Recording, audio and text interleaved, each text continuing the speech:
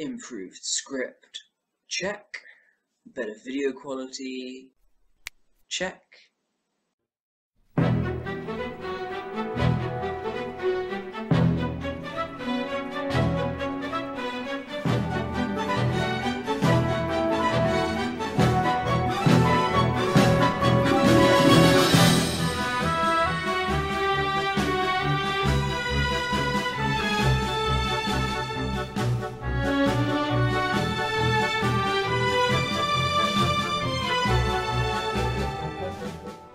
The NES was undoubtedly a major landmark console for gaming. Armed with the world's most famous plumber, the grey brick of the 8-bit generation rejuvenated the industry after the video game crash of 1983 and won over the hearts of gamers everywhere. Yeah, I mean, it was pretty good. For me, a gamer born nearly 15 years after the NES's debut, it stands out to me as the first good video game console. It's the difference between that might have been good for its time, and, oh right, this is actually fun, I'm having a good time playing this. If there's two things I like about old school games, the NES in particular, is their difficulty and their length. They'll kick your ass, but they won't take up your life doing so, as so many games nowadays delight in doing. They don't have all that much content, but often it means that all the content included feels fresh and well thought out. For this countdown, I'll be talking about my top 30 NES games. Not the best, but my favourites. I also want to say that I haven't played every NES game, so there's bound to be a bunch that I haven't even heard of. If one of your more obscure favourites doesn't make the list,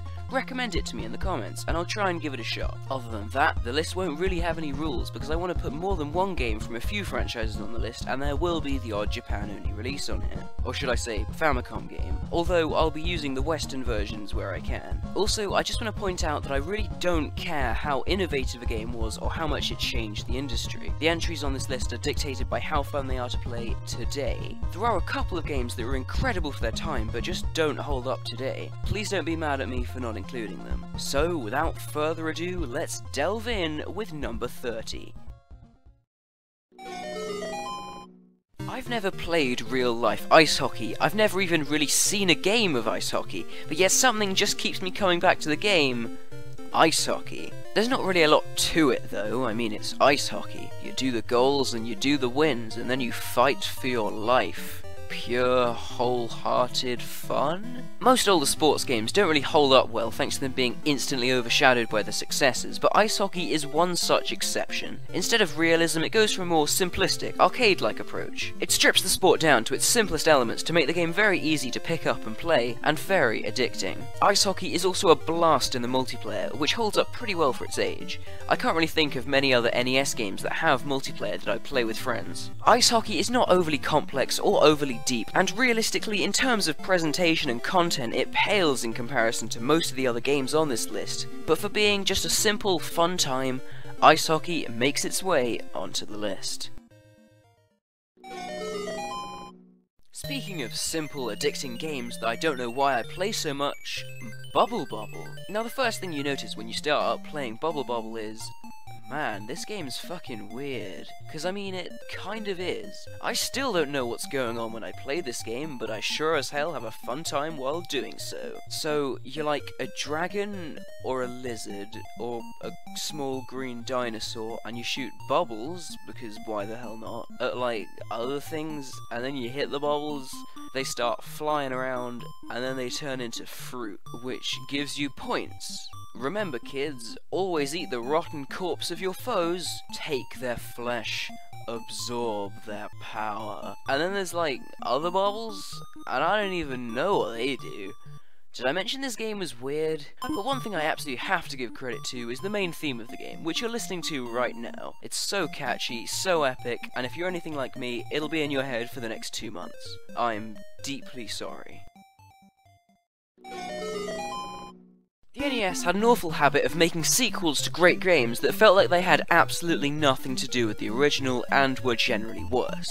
Zelda 2, Castlevania 2, Final Fantasy 2, and perhaps the greatest example, Super Mario Bros. 2. What the fajitas was up with this game? Actually, if you didn't already know, I'll fill you in. After the incredible success of Super Mario Bros., the peoples down in Japan started working on a sequel, deciding to address some complaints of the original that it was too easy. The finished product was then deemed too tough for us pussy Westerners, so they slapped Mario on the then Japan-only Doki Doki Panic and shipped it out, hoping we'd be none the wiser. Joke's on you though, it must have been even more confusing in Japan because so many of what were originally Doki Doki Panic's ideas, such as Pokies and Shy Guys, have now made it back into the main series of Mario from the Western release of Mario 2. My head hurts. So when coming into this one, keep an open mind, and whatever you do, don't expect a normal Mario game. The main gameplay mechanic in Mario 2 is picking stuff up, carrying stuff, and throwing stuff.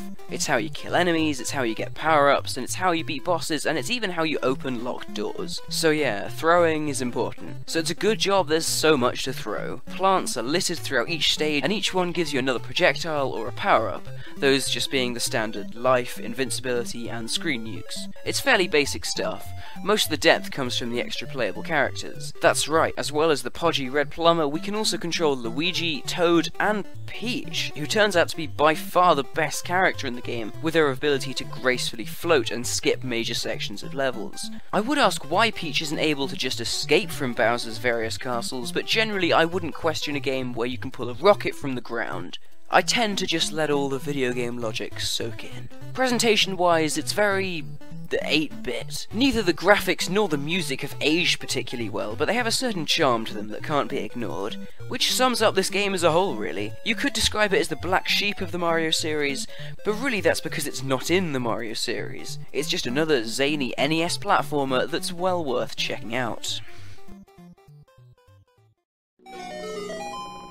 It's a monster party. To say this game was weird would be an understatement. To say this game features a fight with the tempura, shrimp and onion rings, and you know what, that actually sums it up pretty well. This might be technically the lowest quality game on the list. The difficulty can be ridiculously cheap, the graphics and sound aren't anything special, and the combat is kind of meh. But for being the only NES game I've played that could make me laugh out loud, Monster Party just had to make its way onto this countdown. This game is just so weird and unexpected that I just don't even know what anyone in the creative process for this game was thinking. And you know, I don't really want to know. That would ruin it for me a little. If there are two things I love about this game, it's the bosses and the story.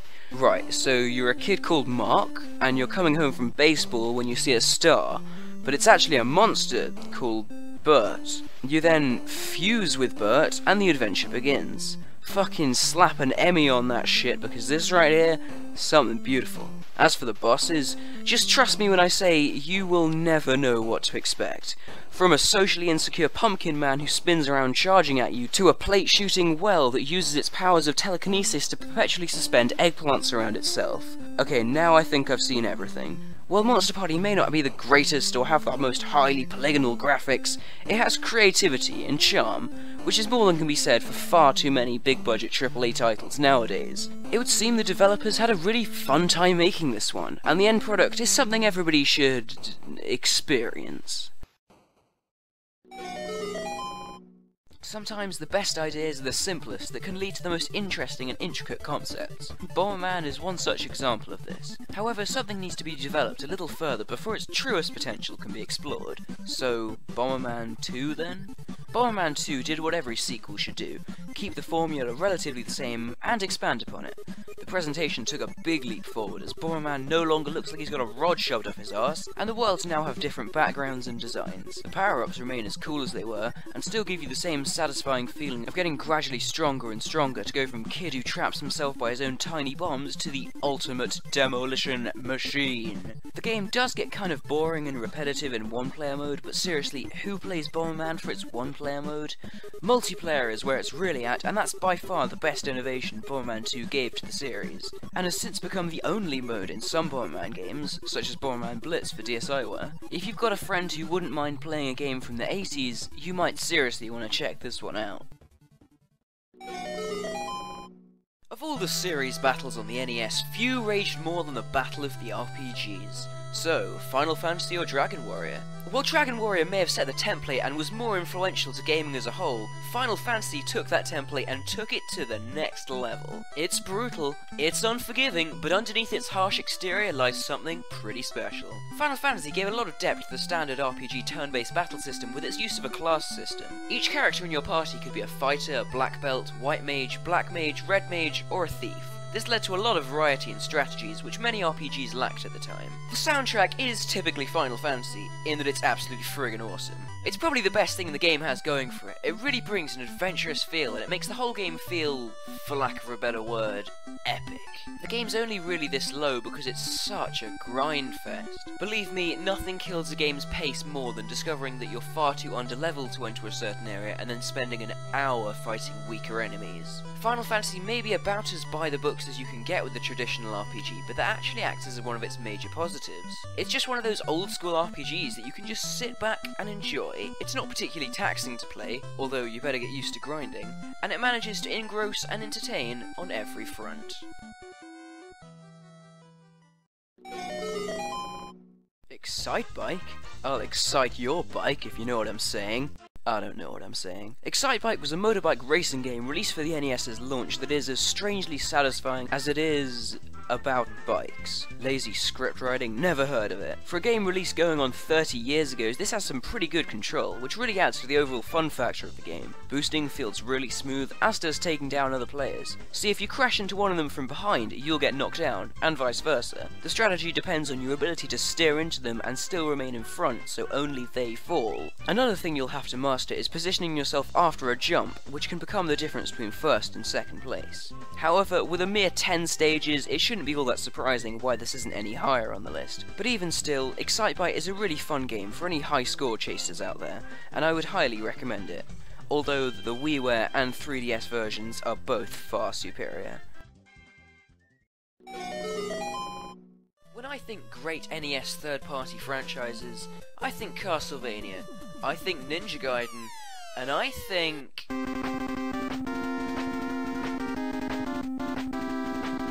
Mega Man.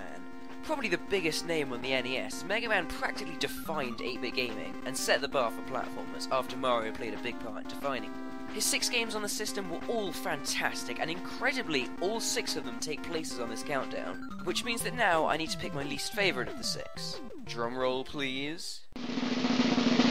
Mega Man 1. No, I am not high. Yeah, the original's at the bottom, but it's really not that bad a game. I just happen to like all the others more. Mega Man started the series with the formula that hasn't really changed since. 8 Robot Masters, each with the... Oh wait, no, there's only 6 Robot Masters in this game. Negative with the original 1. Okay, so 6 Robot Masters, each with their own stage, fight, and weapon that you get after having beaten them.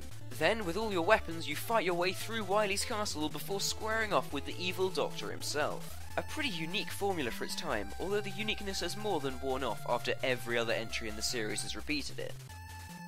Robot Masters are a big part in any Mega Man game, which is the main thing setting the NES games apart. The Robot Masters in this game are just a little too boring and generic to be of any real interest. Fireman, Iceman, Elecman... Where's the imagination? Where's the creativity? Where's the fun? Gutsman was pretty cool, and you can't go wrong with a bit of Cutman, but the others just lack soul or personality, which is ironic because they're the only set of Robot Masters to have full-fleshed personalities, as seen in the remake, Mega Man Powered Up. Speaking of the Robot Masters, their stages were just not quite up to the series' future standards either. They're too gimmicky and too frustrating. Special mentions going to Gutsman's on-rail platforms and Iceman's block puzzles. Annoying block puzzles. This isn't the only time we see them, unfortunately. Boss fights were cool, if a little frustrating. I definitely enjoy fights like the Yellow Devil and the Copy Robot, even if I may have to resort to exploiting glitches to beating at least one of them. Something that Mega Man games have never really had trouble with is the music, and I'm glad to say it's absolutely fantastic. Matsume really knew how to push the NES to its limits and create songs packed with emotion. Upbeat, tense, foreboding, joyous, it's all here. Mega Man is a classic in near every sense of the word. It kick-started possibly my favourite franchise of the 80s and early 90s. And just think, they only got better from here. Speaking of great third-party franchises, Ninja Gaiden is another series to get all of its games on this list. And the Ninja Gaiden lowest on this countdown is... Ninja Gaiden 2: The Dark Sword of Chaos. As well as being, in my opinion, the worst Ninja Gaiden game in the NES trilogy, it's also the easiest. But I can't really say that with a straight face because holy mother of balls is this game hard. Fuck. The big difference that came with Ninja Gaiden 2 is the stage hazards, which are what most people remember the game for. The stages were far more memorable than in Ninja Gaiden 1, but mostly for the wrong reasons. I hate the wind level, the ice level isn't that much fun, and the level with the flashing lights is just painful to play through. Some of the levels were fun. The train level was even good enough to make it into my top 10 train levels countdown. By the way, you should totally watch that right now. And I had a lot of fun with the fire and river levels too. Something you've probably also noticed even from just watching this footage is the ghost ninjas, or whatever they're called. They follow your every move, only moving when you move, but they attack exactly as you do. They sound like they add a ton of depth to the gameplay, but simply put, I've barely found a use for them. In the heat of battle, I just don't have the time to carefully position my doppelganger, so most of the time I just take out all the enemies by myself. The only time I could put them to good use was the final boss. Apart from that, the game is just your classic Ninja Gaiden awesomeness. Great music, an epic story told by impressive, fully animated cutscenes, sweet control, and a ton of challenge to keep you entertained. I'd actually recommend this as the first Ninja Gaiden for anyone to play, simply because it's the easiest. There's not as many pits as in 1, and the enemies don't do as much damage as in 3. But even so, approach this game with caution, your sharpest reflexes, and a heck of a lot of Red Bull.